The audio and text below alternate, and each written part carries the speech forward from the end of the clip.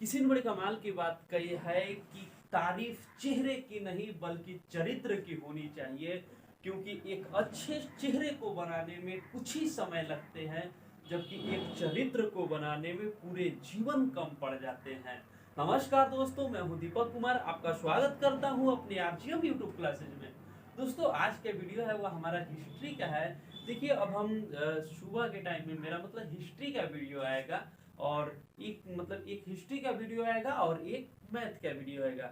आज का जो हमारा वीडियो है दोस्तों, वह हिस्ट्री का है, जिसका हमारा टॉपिक यहाँ पे हम काफी बेसिक से जानेंगे कि हमारे भारत के इतिहास के बारे में जानेंगे कि कब क्या हुआ, कब कैसे हुआ। देखिए, सबसे पहले हम लोग जानते हैं कि किसी भी चीज को जानने के लिए उसकी वर्तमान स्थिति को तो देखा ही जाता है। वर्तमान स्थिति से ही जो है उसका हम लोग भविष्य की भी कुछ काफी हद तक संभावना कर सकते हैं, और जो पास्ट जो उसका बीता हुआ समय है उसकी भी कुछ हमें सहायता मिलती है जानकारियां प्राप्त करने में। देखिए, आज हम लोग जानेंगे भारत के इतिहास, प्राचीन इतिहास, और उसके बाद जो मध्य इतिहास होगा, उसके बाद जो है वर्तमान इतिहास। हम लोग जानते हैं दोस्तों कि देखिए, सपोज कीजिए हम अपने ऊपर उदाहरण लेते हैं। अभी वर्तमान समय में हम है, अभी वर्तमान समय में मेरा समय है, मान लीजिए कोई 20 वर्ष का है वर्तमान में, कोई 25 वर्ष का है। लेकिन आप उसकी यदि पूरी जीवन को पढ़ना चाहते हैं, उसकी पूरी लाइफ को आप देखना चाहते हैं, तो आपको वहां पे इतिहास की जरूरत जरूर पड़ेगी, यानी उसके हमें प्राचीन में जानी पड़ेगी। तो उसके लिए हमें कुछ न कुछ साक्ष्य मिलते हैं। जैसे देखिए, हम लोगों का है कि बर्थ सर्टिफिकेट, जन्म प्रमाण पत्र जिसको बोलते हैं, जन्म प्रमाण पत्र कुछ लोगों का होता है कि उनके पिता द्वारा बताया जाता है, कुछ को दादी द्वारा मान लीजिए बताया जाएगा कि इसका जन्म इतना में हुआ था और ये अभी इतना का है। ठीक है, वो लड़का तो खुद नहीं बता सकता है कि मेरा जन्म कब हुआ था। उसी प्रकार से दोस्तों, मतलब कुछ ना कुछ हमें स्रोत मिलती है। मान लीजिए अभी यदि मेरा उम्र कुछ है, तो हम बचपन में कितना का थे, वो हमारे पिताजी, माता, मम्मी द्वारा, मतलब या फिर हमारे परिवार के सदस्य द्वारा मिलेगा। तो वो भी तो हमें एक साक्ष्य है। तो वही देखिए, यहाँ पे भारत का इतिहास की बात करें तो सबसे पहले हम इसका प्राचीन जानेंगे। चूंकि यह वर्तमान में, अभी डायरेक्ट वर्तमान में हम तो देख रहे हैं कि अभी भारत ऐसा है, काफी संपन्न हो चुका है, लेकिन उसके प्राचीन में भी तो जानेंगे। तो अब सवाल उठता है दोस्तों कि प्राचीन में हमें बताएगा कौन। ऐसा थोड़ा ना कि भारत के मम्मी पापा होंगे, माता पिता तो होंगे नहीं, दादा दादी तो होंगे नहीं, कि कैसा था हमारा मतलब पहले का भारत। इसके लिए हमको उसका प्राचीन तो जानेंगे कि आखिर क्या चीज था। तो देखिए, वही हमारा स्रोत कुछ ना कुछ रहेगा। जैसे हमारे जन्म के बारे में हमारे परिवार बताते हैं, उसी तरीका से यदि भारत का इतिहास की बात करें तो भारतीय इतिहास के विषय में मुख्यतः हमें 4 स्रोत से प्राप्त होते हैं। अब आप ये जो 4 स्रोत है दोस्तों, हमारा देखिए, पहला है धर्म ग्रंथ, दूसरा है ऐतिहासिक ग्रंथ, हाँ, दूसरा हमारा क्या हो जाएगा दोस्तों, ऐतिहासिक ग्रंथ, और तीसरा हो जाता है हमारा विदेशियों का विवरण, और चौथा हमारा हो जाएगा पुरातत्व संबंधी साक्ष्य। कहने का मतलब, अब यही 4 को आप इसका परिवार का सदस्य मानिए या फिर पड़ोस का मानिए या जो कुछ भी मानिए, लेकिन जो हमारा प्राचीन भारत का इतिहास है वह हमारा इन्हीं से प्राप्त होता है, इन्हीं स्रोतों से। तो देखिए, इसको हम लोग बारी बारी से देखेंगे कि आखिर पहला जो हमारा धर्म ग्रंथ है और ऐतिहासिक ग्रंथ है, हालांकि दोनों को काफी समानताएं है, दोनों में मिलती जुलती है। ये दोनों से देखिए, मतलब धर्म ग्रंथ और ऐतिहासिक ग्रंथ से हम लोग बारी बारी से जानेंगे कि इन लोग क्या कहते हैं, और फिर इन लोग क्या बताते हैं, और इन लोग क्या बताते हैं। यानी यहाँ पे हम लोग देखेंगे एक एक करके। इसी टॉपिक पर हम लोग आज यहाँ पे विचार करेंगे और देखने का प्रयास करेंगे। तो देखिए, धर्म ग्रंथ और ऐतिहासिक ग्रंथ के अंतर्गत जो है सबसे पुराना हमारा आ जाता है वेद। वेद, अब प्रश्न उठता है दोस्तों कि वेद होता क्या है।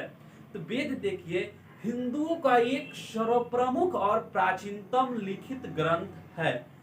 यानी मतलब वेद जो है हिंदुओं का एक लिखित ग्रंथ है, काफी सर्वव्यापी ग्रंथ है, और वो हमारे प्राचीन काल के ऋषि मुनियों द्वारा लिखा गया एक स्वरूप है, और उसे उन्होंने जो हम मानव के समक्ष प्रस्तुत किया है। अब प्रश्न उठता है कि इसे यदि हम एक शब्द में बात करें तो कैसे, मतलब किस तरीके से परिभाषा दे सकते हैं। तो देखिए, हमारा वेद की बात करें तो बोला है कि दुनिया के सबसे पुराना लिखित धर्म ग्रंथ है, यानी जो विश्व है इसका सबसे पुराना हमारा लिखित धर्म ग्रंथ है तो वह है हमारा वेद। आगे बोला है कि यह हिंदू धर्म का ग्रंथ है, सही बात है, यह हिंदू धर्म का ग्रंथ है।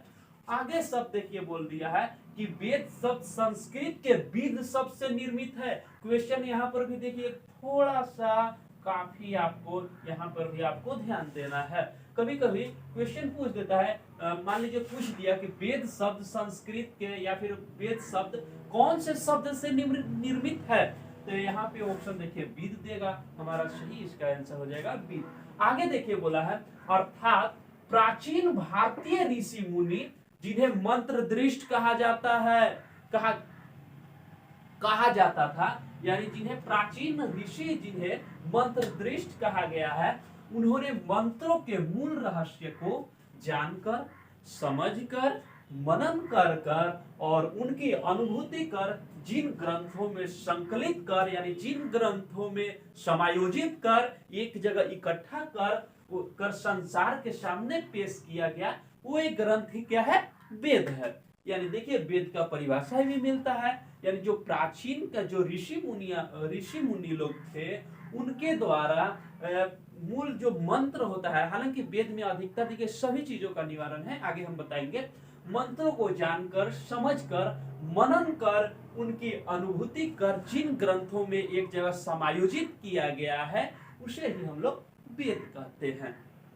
ठीक है दोस्तों, यहाँ पे देखिए हालांकि वेद ऐसा ग्रंथ है, शुरुआती समय सबसे प्राचीनतम की बात करें तो शुरुआती समय एक ही वेद में टोटल चीज उसमें मतलब संग्रहित थी, लेकिन उसे सुविधा अनुसार ऋषि मुनियों के द्वारा ही उसे 4 वर्गों में बांट दिया गया। एक देखिए वो 4 वर्ग हमारा कौन कौन सा हो गया, एक हमारा हो गया ऋग्वेद, एक हमारा होगा यजुर्वेद और एक हमारा सामवेद और चौथा हमारा हो गया अथर्ववेद। देखिए इन्हीं वेदों में टोटल जो है समायोजित है, इसमें मंत्रों का उच्चारण भी मिलेगा, जादू टोटका का भी उच्चारण मिलेगा और सही तरीका से मार्गदर्शन को भी मिलेगा, मतलब हल सभी चीज इन्हीं 4 वेदों में समाहित है। अब आगे हम लोग देखेंगे, यहाँ पर भी एक एक कर देखेंगे कि भाई ऋग्वेद क्या है, यजुर्वेद क्या है, सामवेद क्या है और अथर्ववेद क्या है। देखिए इसका हम लोग एक पॉइंट पहला लेते हैं, ऋग्वेद। तो देखिए यहाँ पे बोला है कि यह सर्वाधिक प्राचीनतम वेद है, यानी एक और क्वेश्चन देखिए यहाँ पे हमें मिल गया कि सबसे अधिक प्राचीनतम पुराना वेद कौन सा है, तो यहाँ पे हमारा इसका सही आंसर हो जाएगा हमारा ऋग्वेद। आगे देखिए बोला है कि इस वेद को पढ़ने वाले ऋषि को होत्रु कहते हैं, यानी इस वेद को पढ़ने वाले ऋषि मुनि को क्या कहते हैं, होत्रु। होत्रु याद रखिएगा, यहाँ पर भी पॉइंट 1 बनता है। आगे देखिए बोला है कि इसकी रचना विश्वामित्र ने किए हैं, विश्वामित्र ने किए हैं, इसकी रचना कौन किए हैं दोस्तों, विश्वामित्र ने किए हैं, जो हमारे काफी प्राचीनतम ऋषि मुनि थे। उम्मीद करते हैं कौन थे, विश्वामित्र, हाँ वही जो रामायण काल में भी हम लोग देखते हैं जो भगवान राम का भी गुरु थे, विश्वामित्र महोदय, वो हमारे मतलब विश्वामित्र ऋषि मुनि ने ही इनका रचना किया है। आगे देखिए बोला है कि ऋग्वेद में इंद्र के लिए 250 तथा अग्नि के लिए 200 ऋचाओं का वर्णन है। यहाँ पे देखिए दोस्तों, इसमें जो है ऋग्वेद में इंद्र के लिए कितना है, 250 है और अग्नि के लिए हमारे 200 ऋचाओं का वर्णन है। देखिए ऋचाओं क्या है, तो इस वेद को पढ़ने वाले को दोस्तों हम लगभग बोलते हैं ऋचाओ, हाँ ऋचाओ बोलते हैं। ऋचाओं के क्रमबद्ध ज्ञान है हमारा ऋग्वेद। ऋचाओ क्या है, जिसे हम लोग बोलते हैं कि पार्ट 1 पार्ट 2, इस टाइप से इस वेद का जो है हमारे ऋचाओ है, उसी को जो बोलते हैं। ये ऋग्वेद में जो इंद्र के लिए जो है 250 तथा अग्नि के लिए 200 ऋचाओं का वर्णन है। चलिए अब हम लोग आगे देखेंगे, इसमें यजुर्वेद देखेंगे। रुकिए थोड़ा सा वीडियो कट कर दे रहे हैं ताकि आप लोग का समय ना जाए।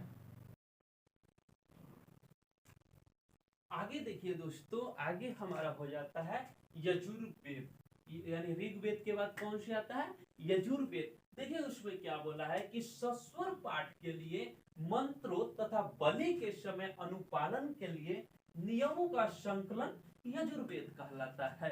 कहने का मतलब है कि सस्वर पाठ मतलब शुद्ध शुद्ध उच्चारण, अच्छी तरीका से जो हमारी पूजा पाठ होती है उसमें मंत्रों के लिए और बलि के समय जो समय होता है कि कौन सी बलि कितना समय में कितना देरी के लिए मतलब कौन सा समय है, उसका जो अनुपालन है वह नियम जो हम लोग को मिलता है वह हमारा यजुर्वेद में मिलता है, यानी उसी को हम लोग यजुर्वेद कहते हैं। आगे देखिए बोला है कि यह एक ऐसा वेद है जो गद्य एवं पद दोनों में उपस्थित है। काफी इंपॉर्टेंट क्वेश्चन दोस्तों, हमको लगता है एक दो बार एक क्वेश्चन पूछा भी जा चुका है सिंपल में। देखिए क्वेश्चन कैसे आता है कि कौन सा वेद है जो गद्य एवं पद दोनों में उपस्थित है, दोनों में है। तो दोस्तों देखिए इसका सही आंसर हो जाएगा हमारा यजुर्वेद, यानी यजुर्वेद एक ऐसा वेद है जो गद्य एवं पद दोनों में उपस्थित है। दोस्तों आगे देखिए हमारा है सामवेद, यानी तीसरा वेद कौन सा होता है, सामवेद। देखिए बोला है कि यह गाई जा सकने वाली ऋचाओं का संकलन है। कहने का मतलब जैसे विभिन्न वादक होते हैं, विभिन्न जो गाया जा सकने वाला संगीत जिसको बोलते हैं, उनमें जो नियम होते हैं, कुछ का सुर का जो नियम होते हैं, कौन सी अंतरा में कौन सी कितनी लेनी है, कितना स्वर है, कितना क्या है, मतलब होता है जो मतलब सीखते हैं। जैसे हम सिंपल जाते हैं सारे गम प धा नि सा, कुछ 7 स्वर होते हैं। वो सब जो नियम है कि किसे कितना समय में कब उतारना है कब चढ़ाना है, उस टाइप से जो नियम होती है वह हमारे सामवेद में देखने को मिलती है। देखिए दोस्तों बोला है कि इसके पाठकर्ता को उद्रातृ कहते हैं, उद्रातृ कहते हैं। इसके पाठ्यकर्ता को क्या बोलते हैं, उद्रातृ कहते हैं। दोस्तों आगे है कि यह भारतीय संगीत का जनक है। सही बात है, यह वेद में जो है संगीत से संबंधित विभिन्न नियमों तथा विभिन्न सही सही उच्चारणों का संग्रह है, इसीलिए इसे भारतीय संगीत का जनक कहते हैं। कौन सी वेद को भारतीय संगीत का जनक कहते हैं, तो हमारा देखिए हो जाएगा सामवेद को। हमारा आगे है दोस्तों देखिए अथर्ववेद। दोस्तों अथर्ववेद की बात करें तो इसमें जादू टोना, अभिशाप, आशीर्वाद, वशीकरण, प्रेम विवाह और बहुत जैसे हाँ और बहुत सारे चीजों मतलब जो कि बोलते हैं विश्वास और अंधविश्वास की भी चीजें हैं वह हमें मिलती है अथर्ववेद में। दोस्तों ये इसमें मिलते हैं। इसकी रचना जो है अथर्वा ऋषि ने की थी और यह सबसे बाद का वेद है। कहने का मतलब सबसे प्राचीनतम वेद कौन सी है, क्वेश्चन। तो आपको सबसे प्राचीनतम वेद की बात करें तो हमारी दोस्तों हो जाएगी ऋग्वेद, यानी सबसे पुराना वेद। और सबसे नवीनतम या बाद का वेद की बात करें तो हमारा दोस्तों ये देखिए ये हो गया पुराण, और जो हमारा हो गया क्या चीज अथर्ववेद। हाँ अथर्ववेद जो है हमारे सबसे बाद का। ये काफी दोनों याद रखिएगा। यहाँ से भी देखिए क्वेश्चन, ये भारतीय संगीत का जनक कौन सा है, हमारा हो गया सामवेद। और जो है कौन सा ऐसा वेद है जो गद्य तथा पद दोनों में उपस्थित है, तो वह हमारा यजुर्वेद हो गया। चलिए थोड़ा सा इसको हम लोग वीडियो को थोड़ा सा बंद करेंगे मतलब यहाँ पे, और आगे हम कुछ लिखेंगे उसके बाद आप देखिएगा, क्योंकि यदि हम लिखते रहे तो समय काफी और वीडियो बड़ा लंबा हो जाएगा ज्यादा। देखिए दोस्तों आगे आगे अभी हम लोग वेद को तो पढ़ लिए, उसके आगे देखिए क्या चीज हमारा आता है पुराण। कहने का मतलब बोला क्या चीज है, पॉइंट 1 कि भारतीय ऐतिहासिक कथाओं का जो क्रमबद्ध ज्ञान है वह हमें कहाँ मिलता है, पुराण में मिलता है, पुराणों में मिलता है। दोस्तों यदि बात करें तो पुराणों की संख्या कितनी है, तो दोस्तों हम इसमें है 18 है।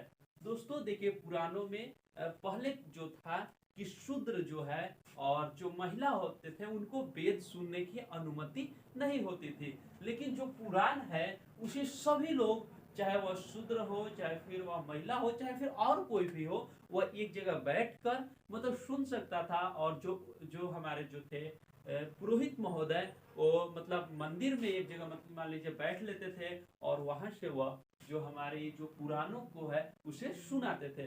दोस्तों देखिए इसकी संख्या की बात करें तो 18 है।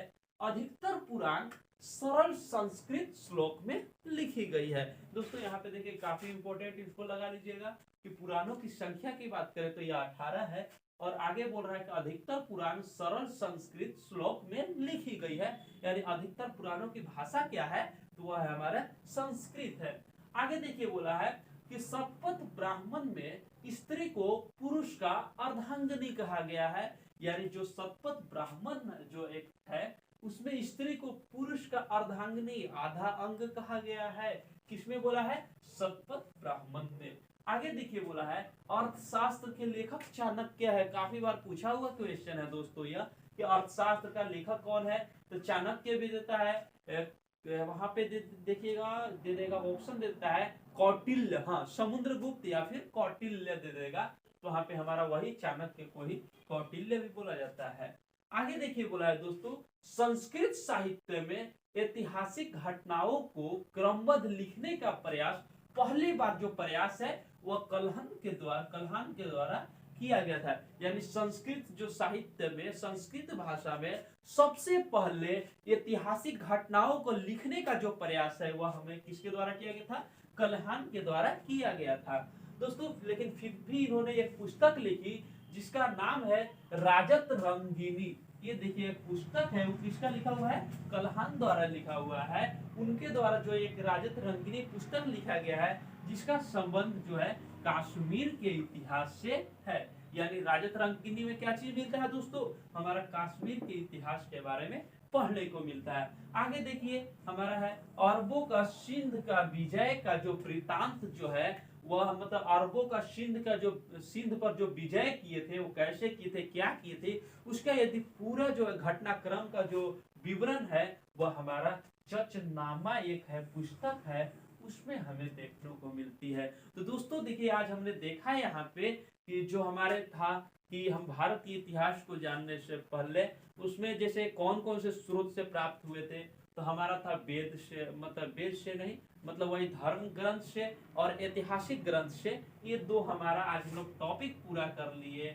आगे हमारा था विदेशियों के द्वारा जो मतलब उनके द्वारा जो कुछ अभी जो हमें प्रमाण मिले उसको हम लोग अगले क्लास में चर्चा करेंगे। यानी ऐतिहासिक ग्रंथ से और धर्म ग्रंथ के बारे में हम लोगों ने आज जान लिए और अब हम लोग आगे जानेंगे विदेशियों के द्वारा जो उनके द्वारा जो हमें स्रोत प्राप्त हुआ उसके बारे में हम लोग जानेंगे अगले क्लास में। तो चलिए दोस्तों आज के लिए बस इतना ही, मिलते हैं आपसे अगले वीडियो में। दोस्तों यदि आपको हमारी वीडियो अच्छी लगी होगी तो लाइक कीजिएगा, शेयर कीजिएगा और यदि हमारे चैनल पे नए होंगे तो सब्सक्राइब भी कीजिएगा। चलिए दोस्तों मिलते हैं आपसे अगले वीडियो में, तब तक के लिए जय हिंद, जय भारत, वंदे मातरम।